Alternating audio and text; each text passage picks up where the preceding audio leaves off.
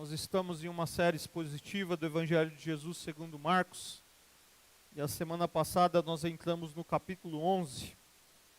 E vimos que a partir deste capítulo, Marcos se concentra na última semana, a semana que antecede o sacrifício do Senhor Jesus, a semana final do ministério de Jesus.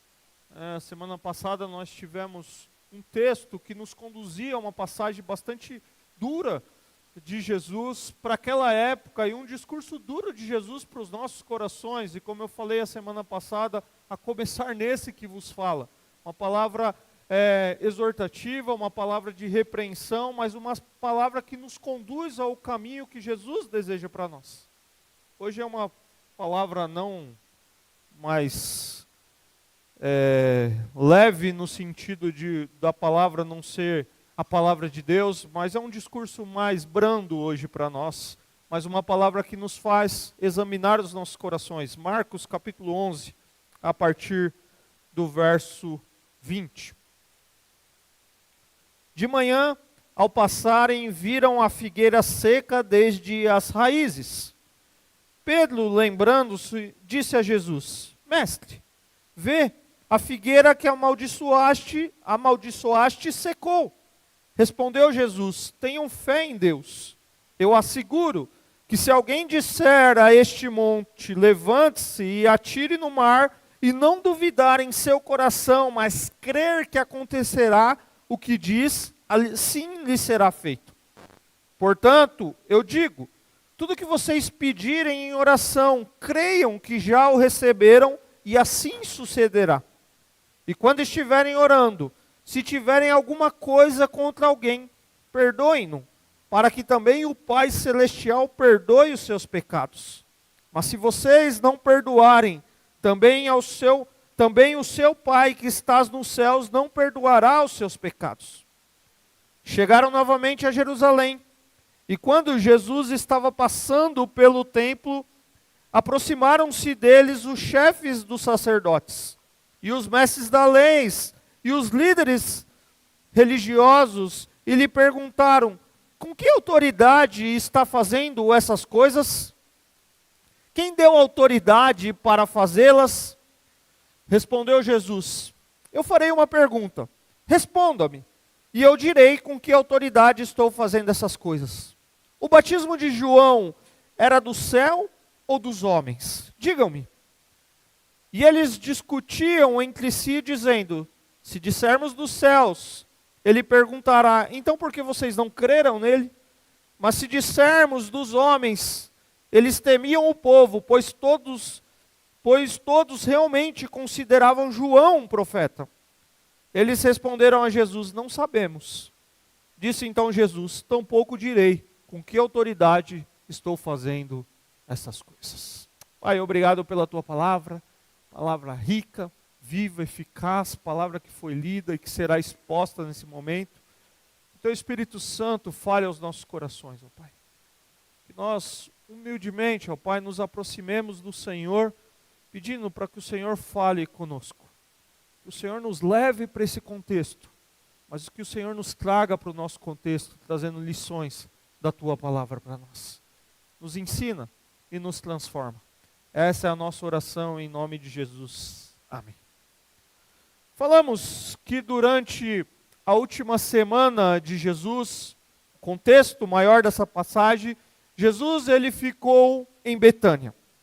Betânia é uma vila nas proximidades do Monte das Oliveiras e perto da cidade de Jerusalém. E Jesus fez o trajeto Betânia-Jerusalém, Jerusalém-Betânia, algumas vezes durante esses dias. E depois de chegar a Jerusalém, Jesus ele mostrou claramente que ele tem uma missão divina.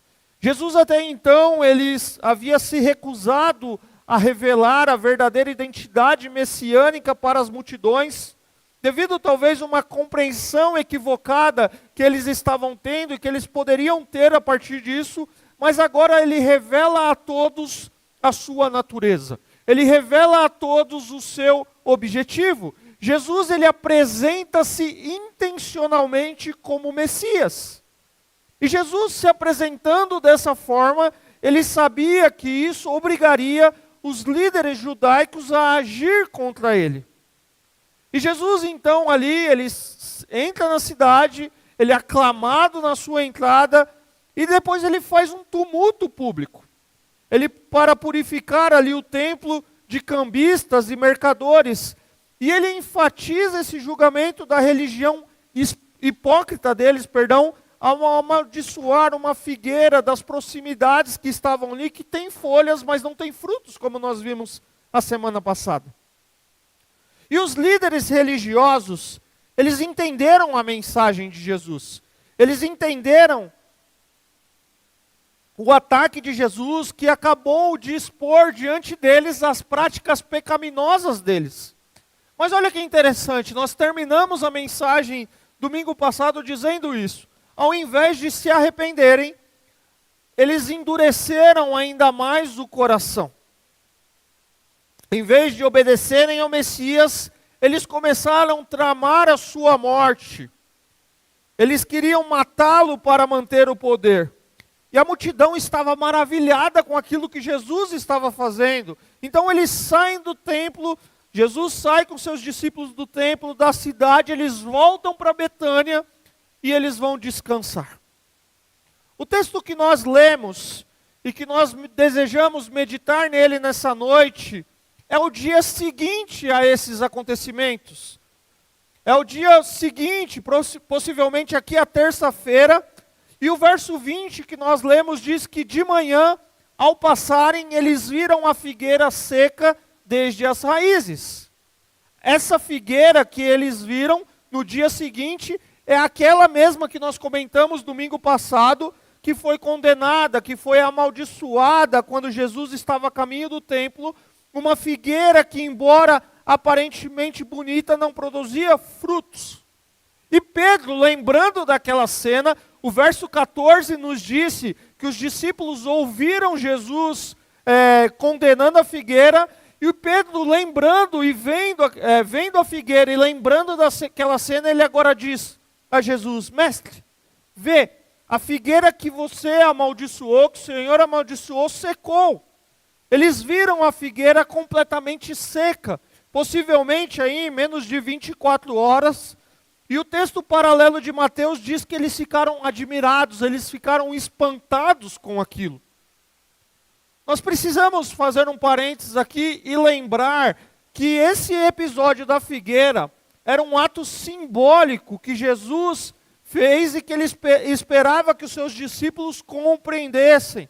A figueira sem frutos é um símbolo da nação de Israel e do culto judaico, que Jesus simbolicamente estava condenando o templo e, portanto, o judaísmo que havia dado as costas para o Messias. Jesus, que deveria ter encontrado um Israel produtivo, encontrou um Israel infrutífero. E o templo deixou de funcionar como um local onde os homens, a humanidade se aproximava de Deus, e esse não era mais o objetivo central com base naquilo que Jesus encontra naquele contexto. Como então os homens podem vir a Deus e poderiam prestar uma adoração verdadeira a Deus, se o templo já não conduz o homem aqui eu digo homem e mulher, o gênero, a humanidade, o homem e a mulher diante de Deus? Como então prestar uma adoração verdadeira? E Jesus agora começa a explicar para os discípulos a resposta disso. Jesus, ele usa essa lição da figueira e ele aproveita essa oportunidade dessa lição para ensiná-los sobre a importância de 3 temas que para a nossa caminhada cristã são muito relevantes. Jesus ensina para eles sobre fé, Jesus ensina a eles sobre oração e Jesus ensina para eles sobre perdão dos ofensores. Questões essenciais para todos aqueles que buscam um verdadeiro relacionamento com Deus. Então, se o templo se contaminou, como que a gente adora? Se o templo se contaminou, como a gente expressa a nossa verdadeira adoração? Como a gente se relaciona com esse Deus? E Jesus olha e fala assim, tem 3 coisas importantes que vocês precisam saber, em outras palavras. Vocês precisam saber sobre oração. vocês precisam saber sobre fé. E vocês precisam entender o que é perdão aos ofensores. Versos 22 a 24. Abre comigo a sua Bíblia e volta comigo lá para o texto, perdão. Respondeu Jesus: tenham fé em Deus. Eu lhes asseguro que se alguém disser a este monte, levanta-se e atire-se do mar, e não duvidar em seu coração, mas crer que acontecerá o que diz, assim lhe será feito. Portanto, eu lhes digo, tudo que vocês pedirem em oração, creiam que já o receberam, e assim lhes sucederá. Jesus responde e usa essa ilustração da figueira aqui, continuando sobre esse tema, com uma declaração da importância da fé e da oração. Jesus, ele diz: tenham fé, verso 22. E tudo que vocês pedirem em oração, creiam que já o receberam, verso 24. Marcos aqui trata para nós e fala sobre a ausência da dúvida na oração. Marcos traz a ideia de que se deve crer que o que pede acontecerá. Quando o discípulo ora por algo, ele deve crer que já recebeu isso e assim concederá. Ou seja, o crente pode descansar na bondade de Deus. A oração de fé concentra-se em fazer da vontade de Deus uma realidade. A oração nos dá acesso à mesma fonte de poder de Jesus. Agora, esse texto é perigoso, não porque o texto em si é perigoso, mas a interpretação dela pode ser perigoso, porque isso não significa, e o texto não está trazendo para nós essa ideia que uma pessoa pode manipular Deus. O texto não traz para nós a ideia de que existe uma promessa de prosperidade para todos os cristãos que orarem com fé. Ou se temos fé, Deus é obrigado a atender nossos pedidos. E nem que a gente deve ficar procurando, por meio da oração, mover um monte daqui para lá. Já pensou? Se você tiver fé e a gente precisar tirar esses bancos do templo aqui, a gente ora com fé que eles vão ficar. Não é isso, meus irmãos. Não é mover um monte, uma montanha de um lugar para o outro. Essas visões e compreensões são erradas, são equivocadas, uma vez que estão em desacordo com o ensino geral das Escrituras. Jesus aqui, mais uma vez, na sua sabedoria infinita, na sua sábia forma de comunicar, ele está utilizando uma ilustração. Ele está ensinando que é possível para Deus fazer o impossível. O grande ensinamento de Jesus aqui é aquilo que não é possível para vocês, para Deus é possível. Eu não consigo mover um monte de um lugar para o outro, consigo? Mas para Deus é possível. É isso que Jesus está ilustrando. Na imaginação de um judeu, uma montanha significava alguma coisa fixa, firme, talvez um problema que se colocar em nosso caminho. E Jesus diz que nós podemos mover essas montanhas apenas pela nossa fé em Deus, uma ilustração. Se não existe mais templo, queridos, ou melhor, se ele não está funcionando como deveria, Jesus ensina que Deus responde à oração independentemente do local em que estivermos. Deus procura e recebe a adoração daqueles que o adoram em espírito e em verdade. Eu não vou entrar aqui em muitos detalhes sobre essas duas questões, ou dois termos, fé e oração, não porque não sejam importantes, mas porque eu já falei isso bastante aqui ao longo dessa série. Mas um aspecto importante para ser considerado é que os discípulos, eles precisavam ouvir isso. Porque se você se lembrar do que nós já vimos até aqui em Marcos, muitos dos fracassos dos discípulos foram resultados de duas coisas: falta de fé e dureza de coração. Falta de compreensão daquilo que Deus estava fazendo. As Escrituras, queridos, dentre tantos outros aspectos, descreve para nós a fé como sendo o descanso nos braços de Deus, nos braços do Eterno. A fé para nós, ao longo das Escrituras, é a entrega do próprio caminho a Deus, confiando nele, sabendo que Ele fará o que lhe for melhor. A fé é o recebimento do reino, o domínio de Deus, como se fosse uma criancinha. A fé é estar seguros do que esperamos e convencidos daquilo que não vemos. A fé é a vitória que vence o mundo. De forma geral e resumida na Bíblia, ter fé é uma questão de conhecer as verdades do Evangelho. Ter fé é conhecer a pessoa, a obra de Cristo, de acolher os termos do Evangelho, a salvação de pecados, a nova vida com Deus, de receber o Cristo do Evangelho, passando a viver como seguidor dele, negando-se a si mesmo, carregando a própria cruz e servindo sacrificialmente, como já vimos algumas semanas atrás aqui. Isso é ter fé.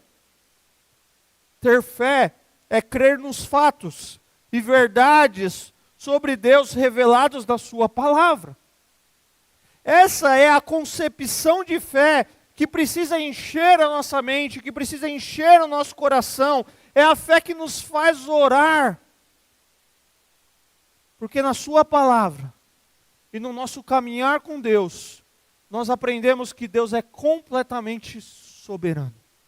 Que Deus é infinito em sabedoria, que Deus é perfeito em amor, e por isso nós oramos com fé e nos colocamos debaixo desse Deus. Ninguém pode aproximar-se de Deus sem crer que Ele existe, vai dizer as Escrituras.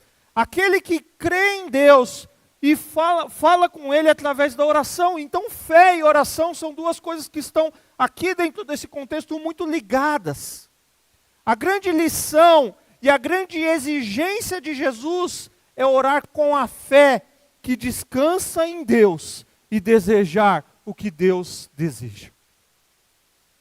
A grande lição e a grande exigência de Jesus não é que a gente saia com toda a autoridade falando para um monte que vai para o outro, que a gente peça um monte de coisa para que a gente tenha cada vez mais prosperidade. Não é isso. A grande lição e exigência de Jesus é orar com a fé que descansa em Deus.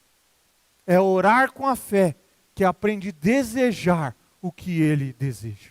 Que desafio isso, não é, queridos? Porque às vezes a gente está com o nosso carrinho velho lá, que a gente liga de manhã e ele é... E você quer um carro melhor, e não tem nenhum problema em você querer um carro melhor. Mas às vezes nesse período não é isso que Deus vai te dar. E a gente precisa orar com essa fé, em saber que nós precisamos descansar em Deus, apesar do momento em que nós estamos vivendo. Nós precisamos orar com a fé em Deus e desejar o que Ele deseja. Jesus, olha, está vendo essa figueira aqui? Eu sequei elas, mas o que vocês precisam aprender de verdade, discípulos, é ter fé em mim. Vocês precisam aprender de verdade, discípulos, é descansar em mim. Vocês precisam ver o que eu estou fazendo, vocês precisam caminhar, e eu vou abrir ao longo do caminho os olhos de vocês para que vocês entendam quem eu sou, e que vocês consigam compreender. Agora Jesus, ele continua ensinando os seus discípulos, e ele estabelece uma outra exigência. Jesus vai dizer, para que uma oração seja autêntica, nós precisamos perdoar o nosso próximo. Nós precisamos perdoar um ao outro. Verso 25 a 26. E quando estiverem orando, se tiverem alguma coisa contra alguém, perdoem-no, para que também o Pai Celestial lhes perdoe os seus pecados. Mas se vocês não perdoarem, também o seu Pai que está no céu não perdoará os seus pecados. Marcos descreve para nós que a oração deve incluir uma prontidão em perdoar outros, porque isso consente o perdão do Pai. Deve ser uma oração de um coração perdoador. Jesus requer de nós a disposição de perdoar as pessoas, e esses camaradas gostavam de brigar. Nós vimos algumas semanas atrás aqui, que dois deles usaram a mãe ali de intermediário, e um queria sentar à direita, e outro queria sentar à esquerda. E Jesus então chama a atenção deles, e tinha 10 que estavam em volta. O que eles estavam fazendo? Meu, que negócio é esse? Discutindo entre si, por que eles queriam essas posições, que negócio é esse? E Jesus vai lá, calma, para, vocês não entenderam nada.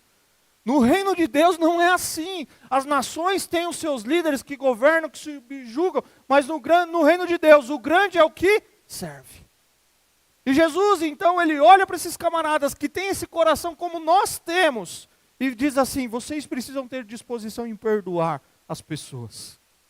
É preciso haver paz e perdão na comunidade, a fim de que experimentemos o perdão e o poder capacitador que Deus concede.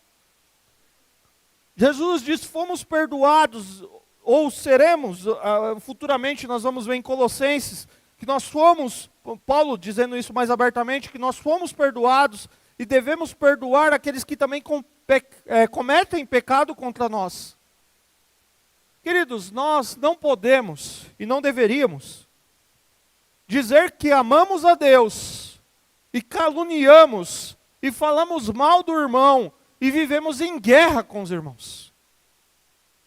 É preciso estar em comunhão tanto com Deus no céu quanto com os nossos irmãos na terra, se nós quisermos prevalecer na oração. A verdadeira oração, Jesus está dizendo, envolve tanto perdão quanto fé. Uma relação frutífera com Deus requer reconciliação com as pessoas próximas a nós, com os nossos ofensores. O perdão é algo que as pessoas precisam e desejam. Agora, ao mesmo tempo, quando nós falamos em perdão, é uma das coisas mais difíceis de conceder. E por isso eu quero parar um pouco aqui, eu quero me ater um pouco mais com os irmãos sobre perdão. Porque a compreensão das respostas bíblicas sobre o perdão é clara. Nós acabamos de ler um texto aqui que Jesus estabelece algo muito claro. Mas na prática não é algo tão simples assim. Na aplicação não é tão simples assim. E eu vou descrever pelo menos 2 motivos porque não é tão simples assim. O primeiro deles é que esse assunto, o perdão, gera uma tensão entre o nosso desejo e o que nós devemos fazer. A ideia do perdão gera para nós uma tensão entre o que nós desejamos e o que nós devemos fazer. Nem sempre nós queremos ou estamos dispostos a perdoar. Isso é uma tensão, porque nem sempre nós queremos perdoar. Como perdoar aquele que já me fez tanto mal? Como perdoar aquele pai que me abandonou na infância e agora eu tive um contato com ele já na minha idade adulta e fui abandonado por ele? Como dizer que eu não guardo nenhuma mágoa dele? É uma tensão isso nos nossos corações. Por outro lado, há um segundo aspecto que gera em nós essa questão não tão simples de compreensão de perdão, porque muitas vezes uma das partes, ou a ofendida ou a ofensora, eles tentam utilizar de argumentos em uma situação para dizer que o perdão ou é algo simples demais para a parte ofensora, ou seja, você dá mancada, você pede desculpa e tudo bem, então é muito simples para você, ou os outros exigem que as pessoas se rastejam por anos implorando perdão. São 2 extremos perigosos. Agora, algo importante para ressaltar é que perdão não é e nem significa algumas coisas como, por exemplo, vou dar 5 exemplos aqui. Primeiro deles, perdoar não é tolerar. Perdoar não é passar a mão na cabeça de um erro ou de uma conduta perversa ou negligenciar algo que ocorreu. Perdoar não é jogar as coisas para debaixo do tapete e dizer, vamos seguir em frente, porque afinal de contas é isso mesmo, a gente erra um com o outro. Não, isso não é perdoar. Isso é jogar debaixo do tapete. E jogar debaixo do tapete, quando a gente ergue o tapete, o que acontece? A sujeira está onde? Não evapora, evapora. Ela está lá, então isso não é perdoar. Segundo, perdoar não é esquecer o que aconteceu. Esquecer é amnésia. Perdoar não é esquecer o que aconteceu. Vou dar um exemplo para os irmãos, prático. Comentei a semana passada que eu andei num burrinho, dando um exemplo do jumentinho, porque eu tinha sofrido um acidente. Eu fui atropelado há 26 anos atrás, quando eu tinha 15 anos de idade. E no reflexo, quando eu bati no carro, a colisão entre eu e o carro, eu bati no carro e eu caí, eu pus a mão na cabeça, muito próximo à guia, e o meu dedo destroncou. Meu dedo ficou muito feio, muito machucado e destroncou. Eu tive que mobilizar o dedo, pôr um gesso no dedo. Fiquei um período assim com um gesso no dedo e era um negócio dolorido. E depois tirei o gesso e movimentar o dedo por um tempo doía bastante. Durante um tempo, fazer esse gesto aqui com o dedo era algo que eu via ainda as marcas e doía. Isso durante um tempo. Eu estou falando que eu fui atropelado há 26 anos atrás. Hoje eu não sinto nada nesse dedo. Eu não tenho marca nenhuma. Ele só é um pouquinho torto porque meus dedos são tortos. Mas assim, eu não sinto dor nenhuma no dedo. Ele funciona perfeitamente. Eu não tenho marca nenhuma nesse dedo. Mas eu tenho uma lembrança. Qual é a minha lembrança? Eu sofri um acidente. Perdoar é um pouco disso, queridos. Eu não tenho mágoa nenhuma, eu não guardo rancor nenhuma da situação, mas eu não posso dizer que eu esqueço situações. Porque a nossa mente não deleta as coisas assim do nada. Isso não é perdoar. O verdadeiro perdão implica em não mais acusar. O verdadeiro perdão ocupa em não mais mencionar, ocupa em não mais cobrar, em não mais falar do erro cometido com ninguém sobre isso. Isso inclui Deus, você mesmo, terceiros e principalmente com o ofensor. É nesse sentido que Deus também nos perdoa. Então esse é um segundo aspecto. Perdoar não é esquecer o que aconteceu. O terceiro é que uma das partes pode colocar em dúvida o arrependimento e a sinceridade do perdão. Sabe por quê, queridos? O verdadeiro arrependimento, ele é acompanhado de atitudes que comprovam. O verdadeiro arrependimento, ele vem acompanhado de uma confissão sincera. Ele vem acompanhado de uma admissão de culpa. Ele vem acompanhado de uma mudança de atitude. Ele vem acompanhado de um abandono da prática do pecado. Esse é um terceiro aspecto. A parte que você ofendeu, o que eu ofendi, ele pode colocar em dúvida o nosso arrependimento e a nossa sinceridade. Quarto exemplo, perdoar não significa que o relacionamento será como era antes, que não terá consequências, que vai ser possível caminhar junto. Em algumas situações não será possível. Quem perde a credibilidade precisa ter humildade para considerar que vai levar tempo para adquiri-la novamente. Isso é essencial na nossa caminhada, queridos. E eu estou falando de uma forma geral aqui, tá? Nos nossos relacionamentos, olhando para uma forma muito geral. Eu vou dar um exemplo bíblico para os irmãos desse quarto ponto que eu estou falando, que perdoar nem sempre é continuar caminhando junto. Perdoar nem sempre é continuar o relacionamento como era antes. O livro de Atos descreve a história de João Marcos. Esse cara que escreveu esse livro aqui, que nós estamos meditando nele. Autor desse evangelho. João Marcos, ao longo da sua vida, no seu processo de amadurecimento, ele deu uma mancada com Paulo e Barnabé.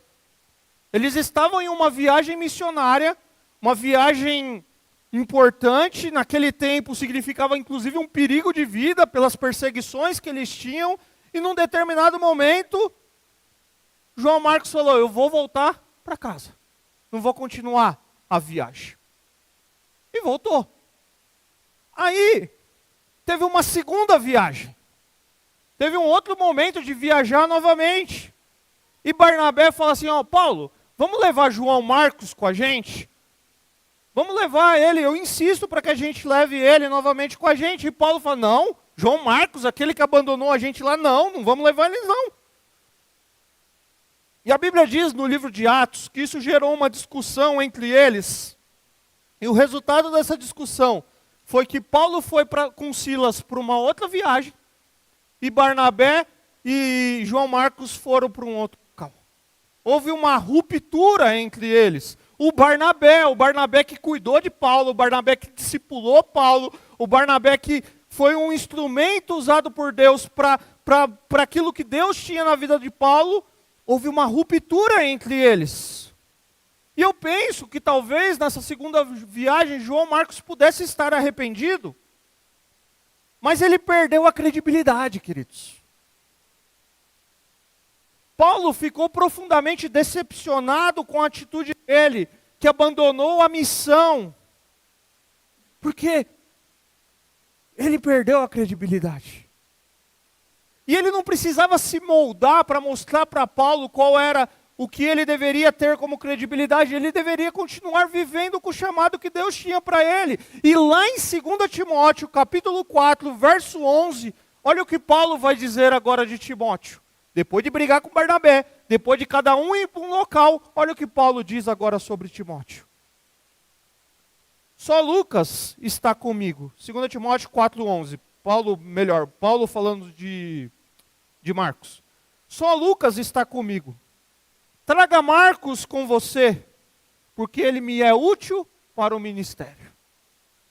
Houve uma ruptura entre eles. Houve uma separação na tarefa que eles tinham, porque não dava, a credibilidade já não batia.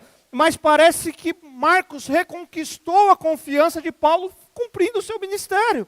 E Paulo fala, ele é útil para mim no ministério.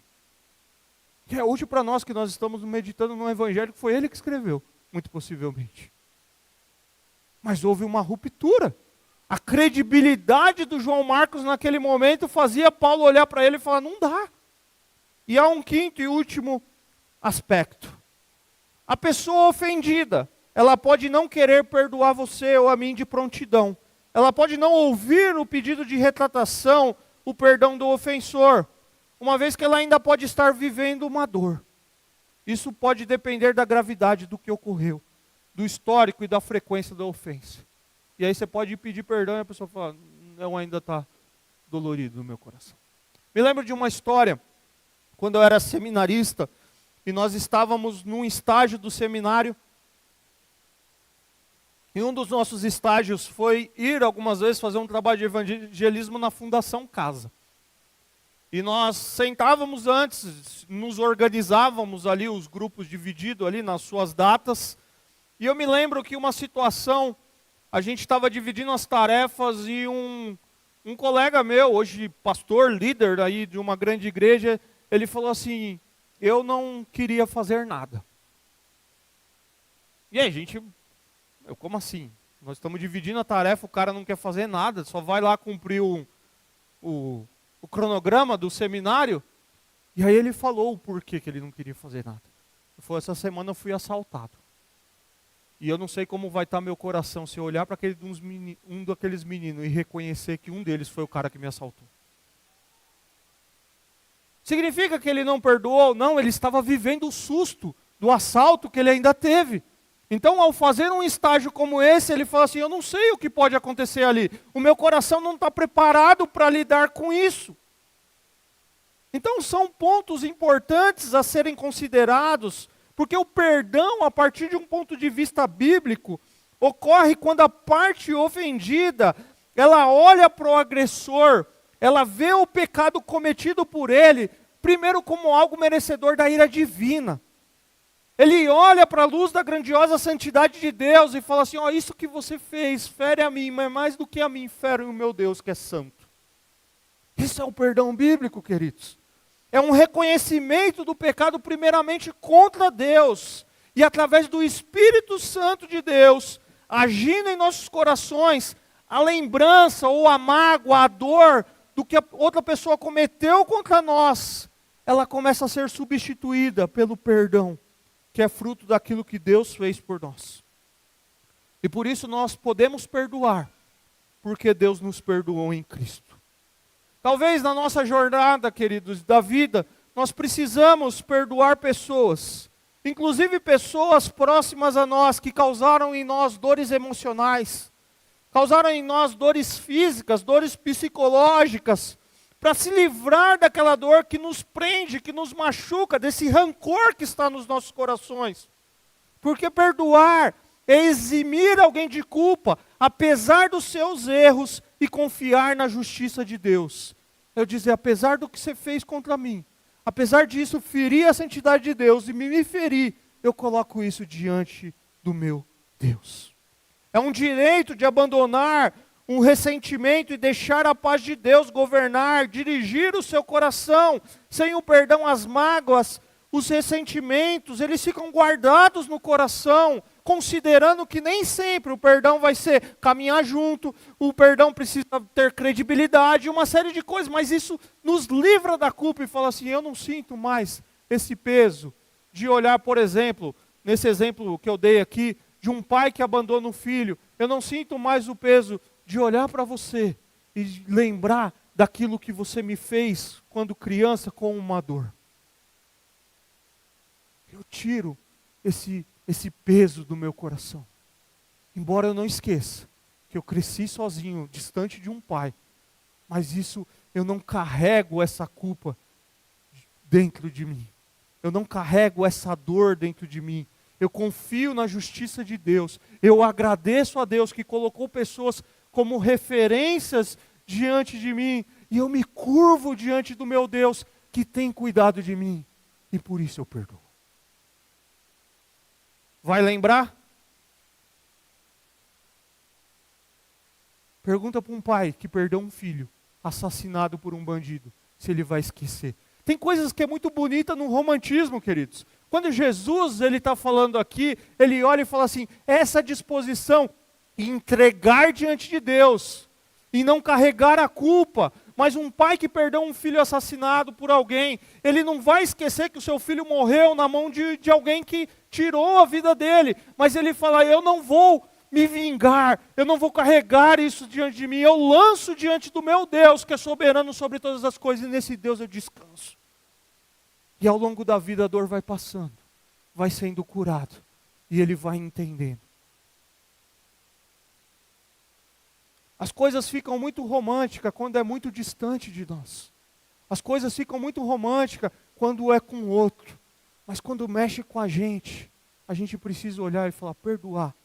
É olhar primeiro dizendo que isso feriu a santidade de Deus. Mas eu olhando para esse Deus, mesmo que a outra parte não venha conversar comigo, porque é terceiro, não tem envolvimento, eu coloco diante de Deus e falo, Senhor, isso me machucou, isso me feriu, isso me paralisou, mas tira isso do meu coração, para que eu continue andando em frente. Precisamos deixar de lado, a mágoa, a falta do perdão, porque esse é um grande problema para os nossos relacionamentos. O perdão, ele tem um efeito positivo, ele tem um efeito saudável, ele tem um efeito libertador, ele tem um efeito transformador na vida da pessoa que perdoa. Mas aí Jesus fala assim, mas sabe por que isso tem que ocorrer? Porque o motivo bíblico é o amor que Deus derramou no coração de vocês, que nos dá condições de repartir esse perdão para outros. A obra de Jesus em nossos corações nos dá condição de perdoar alguém que causou mal para nós. E aí a grande lição aqui é que nós perdoamos em resposta ao perdão que nos foi concedido em Cristo Jesus.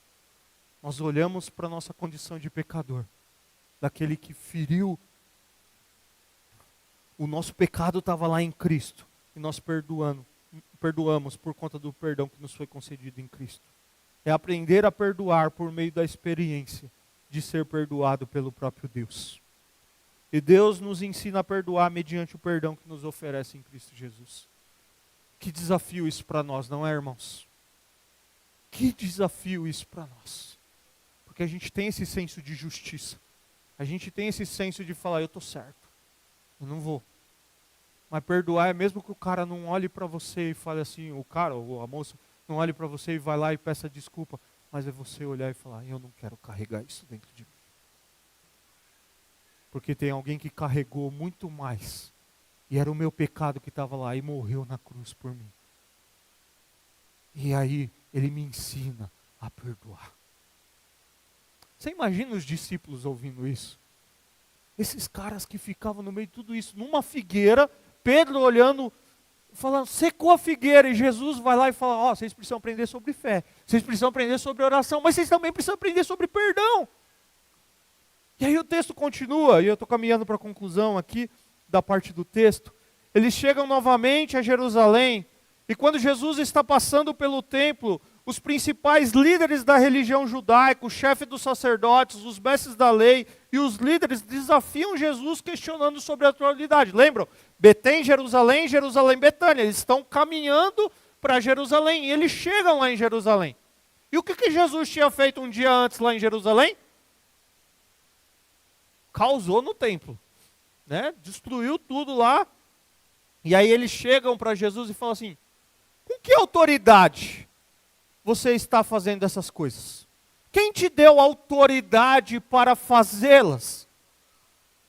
Respondeu Jesus: eu lhes farei uma pergunta. Responda-me e eu lhe direi com que autoridade eu estou fazendo essas coisas. O batismo de João era do céu ou dos homens? Digam-me. Eles estavam pressionando Jesus, eles estavam querendo colocar Jesus contra a parede. A pergunta deles é muito clara, eles querem saber por que Jesus está fazendo essas coisas. Ou seja, quem havia dado a ele direito? Eles estavam dizendo: mostre suas credenciais, quem habilitou você a fazer isso aqui? Quem você pensa que é Jesus? E se Jesus desse qualquer resposta, eles acusariam Jesus. Se ele dissesse que a autoridade dele vinha de Deus, eles iam acusar ele de blasfêmia e eles poderiam prendê-lo. E essa era a principal intenção deles. Se ele dissesse que a autoridade vinha dele mesmo, ele seria expulso do templo, ele seria considerado um religioso fanático, ele seria desacreditado da multidão e eles poderiam prendê-lo pelo que ele tinha feito no dia seguinte. E Jesus é o nosso Senhor, né? Ele, na sua sabedoria, ele usa algo comum nos debates rabínicos da época. Ele usa aquilo que a gente chama, que é considerado uma réplica interrogativa. Ele propõe uma outra questão. Ele faz uma outra pergunta com a intenção que eles respondam primeiro e depois ele vai responder. Tá bom, vocês me perguntam? Então vamos lá, eu vou também perguntar para vocês. Me responda que eu respondo. E Jesus traz diante dele o diálogo, ou uma memória, diante do diálogo, com eles ali, a memória de João Batista. E Jesus olha para eles e pergunta muito claramente: o batismo de João Batista era dos céus ou era dos homens? A sabedoria com a qual Jesus respondia os seus questionadores os deixavam admirados. Por isso que a multidão ouvia aquilo e falava: uau! E esses caras que estavam no embate com ele também ficavam admirados, sem saber o que dizer. A pergunta de Jesus, ela não foge do foco. Jesus não vai para algo diferente. O ministério de Jesus com João Batista, até um certo ponto, isso é importante, até um certo ponto, eles estão entrelaçados. O batismo de João tinha tudo a ver com a sua autoridade. João era um profeta de Deus, reconhecido pelo povo, e eles rejeitaram a mensagem de João. Agora, os líderes estão dentro do dilema que eles tentaram criar para Jesus. E eles discutiam entre si. Chamam a parte ali, começam a conversar. Se dissermos do céu, ele vai perguntar: então por que vocês não crerão nele? E se dissermos dos homens, o povo vai ficar contra a gente porque a gente matou o cara. A gente não acreditou e não deu credibilidade para ele. Olha como a enrascada que Jesus pôs ele. Jesus inverteu a questão. O que Jesus deixa evidente aqui para eles é que se eles dissessem que era do céu, Jesus dirá que devem crer em João e reconhecer que o ministério de Jesus também é de Deus. E se dissessem que era de origem humana, a multidão que reverenciava João se voltaria contra eles. Jesus pega eles na questão. E eles são obrigados a responder a Jesus: não sabemos. Uau! Eles, diante do medo, uma vez que precisam ali sustentar a sua imagem pública, o seu poder, as suas politicagens, não querendo colocar o povo contra eles, a gente não sabe. E a resposta deles, dentro de tudo que a gente já viu aqui, não estava interessado. Eles não queriam uma resposta, eles queriam pegar Jesus ali, uma armadilha, mas não deu certo. E olha como Jesus conclui o texto. Disse então Jesus, verso 33, segunda parte: tampouco lhes direi com que autoridade estou fazendo essas coisas. Vocês não vão responder? Eu também não. Não vou dar a resposta para vocês com qual autoridade eu estou fazendo essas coisas. Jesus se recusa a responder a pergunta deles. Jesus, ele respondia para aqueles que queriam aprender dele. Mas muitas vezes ele confronta esses religiosos que perguntavam com má intenção, querendo derrotá-lo, querendo envergonhá-lo, porque não criam nele. E Jesus, ele sabia a intenção do coração deles. E a semana que vem, no capítulo 12, nós vamos ver o desenrolar disso. Mas esses versos, eles demonstram mais uma vez que aqueles que se opunham a Cristo não conseguiriam ou não conseguiam ver a verdade por terem endurecido o seu coração em relação a essa verdade. Sabe, queridos, sabe qual é a razão hoje, aqui aplicando para nós? Porque muitas pessoas sabem muito pouco a respeito de Jesus e acerca da vida cristã, essa vida alegre, essa transformação que Cristo faz em nossos corações, é porque elas se recusam a se submeter à verdade e à vontade de Deus. Ao ler esses versos, nós também somos confrontados à necessidade de uma decisão pessoal sobre a autoridade de Jesus, a nos lembrarmos que nós somos servos e que Jesus é o Senhor. Quero caminhar para a conclusão, ressaltando o que nós falamos. As duas grandes lições e exigências diante da cena da figueira é que, assim como os discípulos, nós precisamos orar com a fé, que descansa em Deus e desejar o que Ele deseja.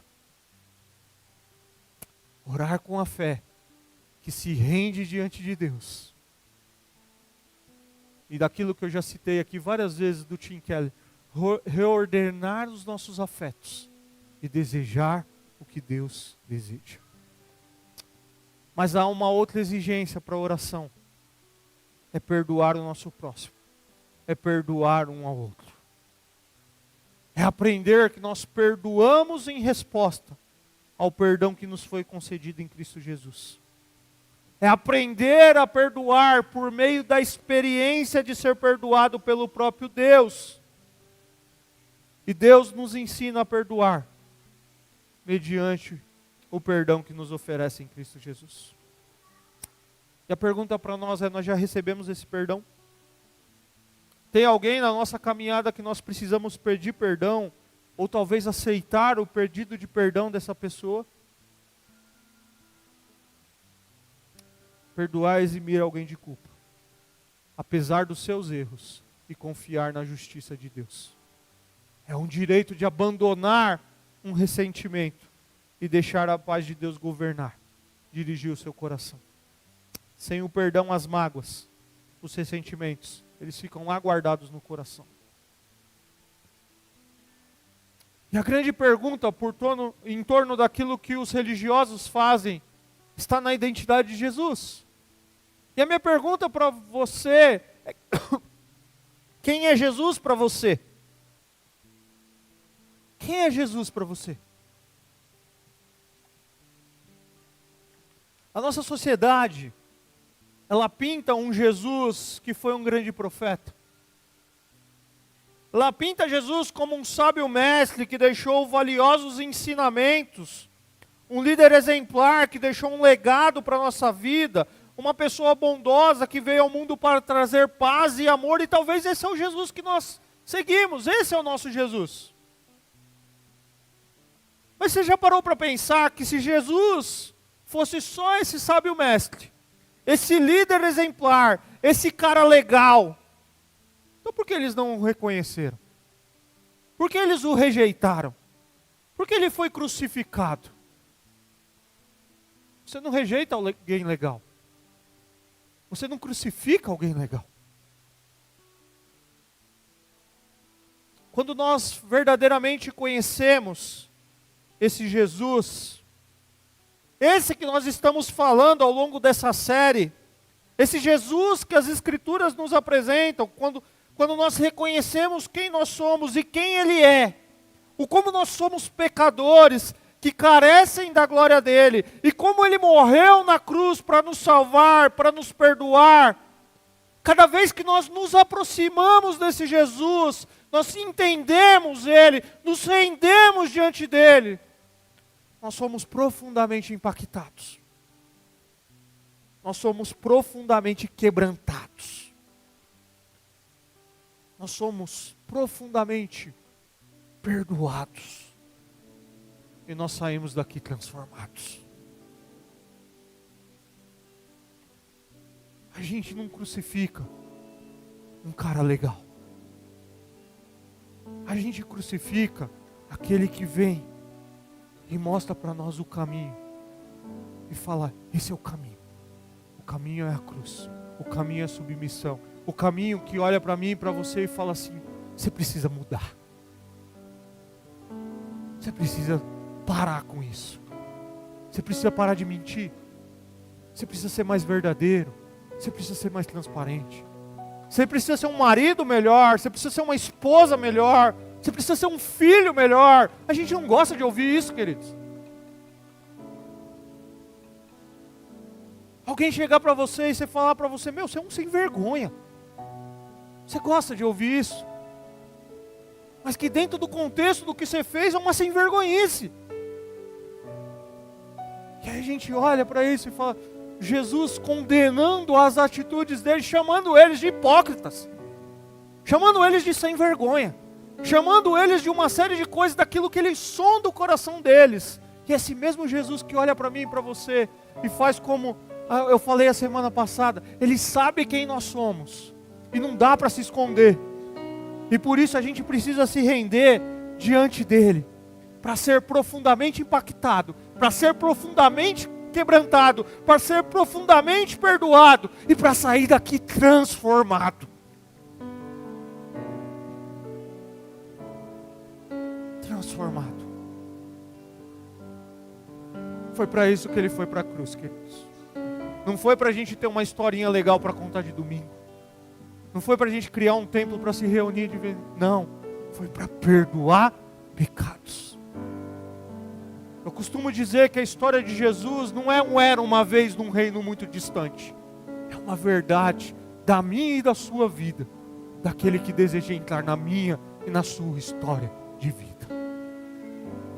E quando Ele entra, queridos, Ele nos desmancha. Ele muda a nossa natureza.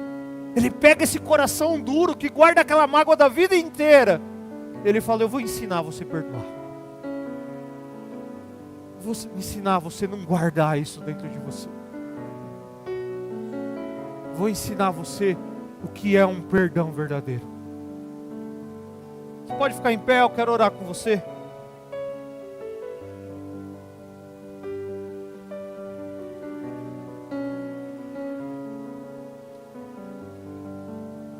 Como que você chegou aqui nessa noite, meu querido?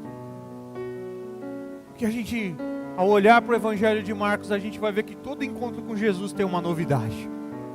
Jesus pega uma história de uma figueira seca e Ele mexe com a fé dos discípulos, com a vida de oração deles, com o coração perdoador deles, e Ele pega essa lição e Ele olha para mim e para você e mexe com a mesma coisa com as nossas vidas. Ele pega um bando de religiosos daquela época e fala assim, ó, tá vendo aqui, ó, eu sou esse aqui. Ele deixa os caras sem palavras, porque os caras precisavam se render diante dele. Pai, obrigado pela tua palavra mais uma vez, ó Pai. Palavra que nos apresenta Jesus Cristo. O Jesus Cristo apresentado no nosso tempo de diversas formas. Alguém que vai nos abençoar. Alguém que só vai nos fazer prosperar. E eu creio que o Senhor pode nos abençoar e fazer prosperar, porque o Senhor é soberano. Alguém que é amor.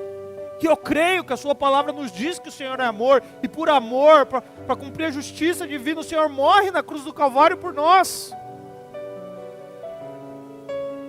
Alguém que é um cara legal. E eu creio nós nos relacionamos com alguém que diz que se nós tivermos uma intimidade com o Senhor, nós podemos chamar o Senhor de amigo, porque o Senhor nos chama de amigo. Mas o Senhor é muito mais do que isso. O Senhor é aquele que vem habitar entre nós.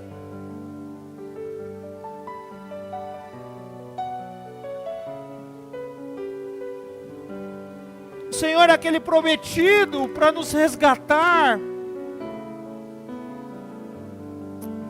E o Senhor é aquele que está indo para a cruz para perdoar os nossos pecados, para nos salvar. E que olha para mim, para os meus irmãos nessa noite e fala: sabe, eu conheço seu coração. E o dia que você entender melhor o meu amor, você vai ser profundamente impactado. Você vai ser profundamente quebrantado. Você vai entender esse perdão e vai poder liberar esse perdão para outras pessoas.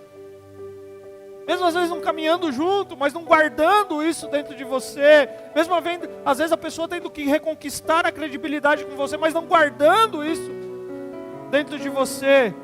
E você vai ser profundamente transformado.